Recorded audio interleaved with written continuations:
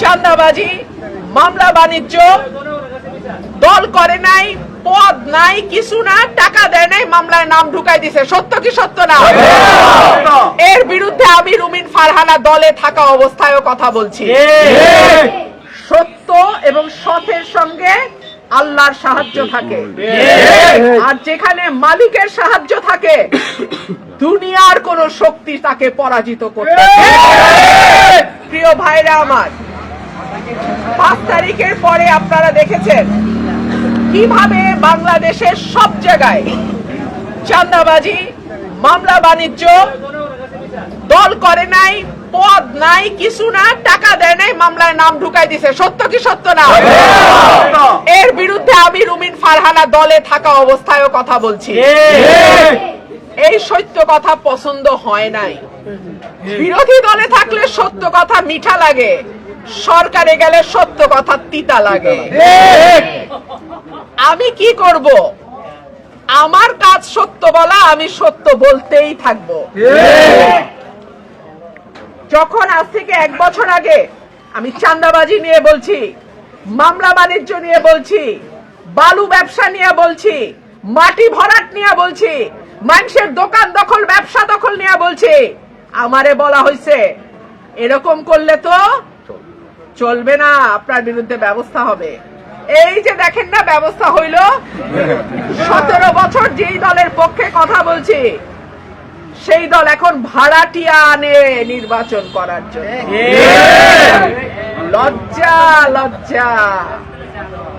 রাজনীতির মজা হইল, আজকে ক্ষমতা তো কালকে বিরোধী, কালকে বিরোধী তো আজকে ক্ষমতা।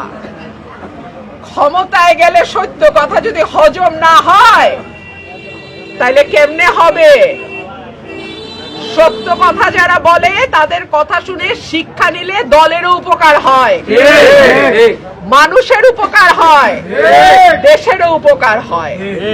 আপনাদের কাছে অনেকেই বলবে যে উনি তো আর সরকারি দলের এমপি হবে না, উনি হবে স্বতন্ত্র, তাহলে উন্নয়ন হবে কেমনে? হাসিনার মতন এত শক্তিশালী শাসকের বিরুদ্ধে যদি একা আওয়াজ তুলতে পারে তো আর কোন সরকার তো দুধ ভাত। সত্য এবং সতের সঙ্গে আল্লাহর সাহায্য থাকে, আর যেখানে মালিকের সাহায্য থাকে দুনিয়ার কোন শক্তি তাকে পরাজিত করতে।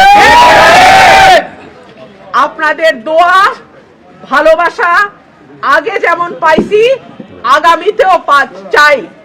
আশা করি আপনারা আমার সঙ্গে থাকবেন ইনশাআল্লাহ। আমি আপনাদের সঙ্গে ছিলাম, আছি, থাকবো ইনশাআল্লাহ।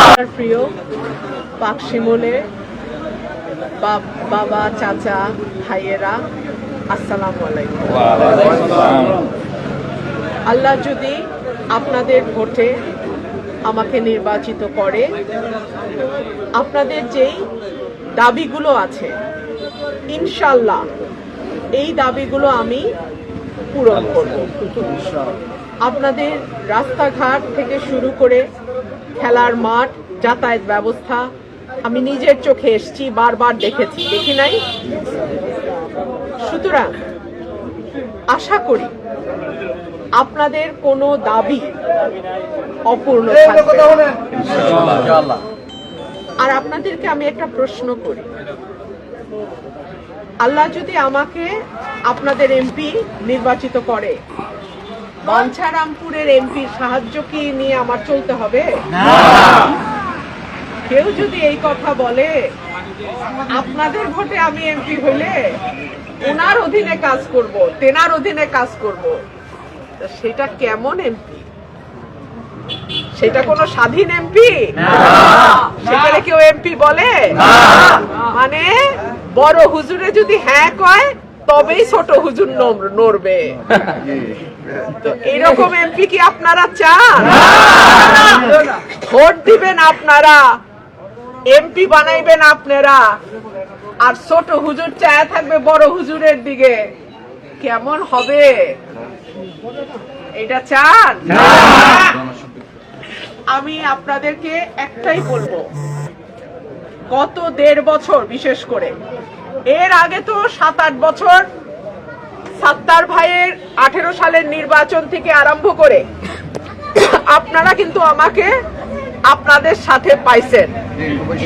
আমার সংরক্ষিত মহিলা আসনের যেই সামান্য বরাদ্দ তার পুরোটা আমি আমার এলাকার উন্নয়নের পিছনে খরচ করছি। এইবার যদি নির্বাচিত এমপি হই তখনকার চেয়ে আরো 20 গুণ বেশি বরাদ্দ আমি পাবো, উন্নয়নও হবে আগের চেয়ে 20 গুণ বেশি ইনশাআল্লাহ।